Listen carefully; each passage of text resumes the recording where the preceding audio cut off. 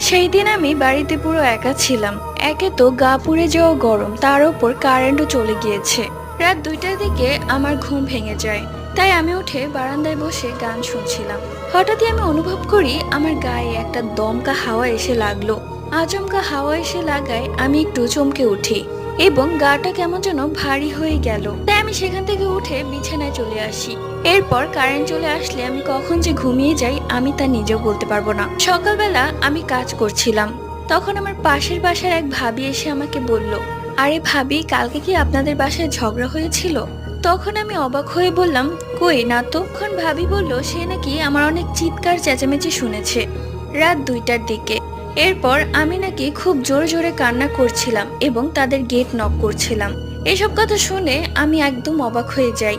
এটা কি করে সম্ভব? আমি তো আমার রুমেই ছিলাম এবং আমি কোনো কান্নাকাটি করিনি। তাহলে কে করেছে?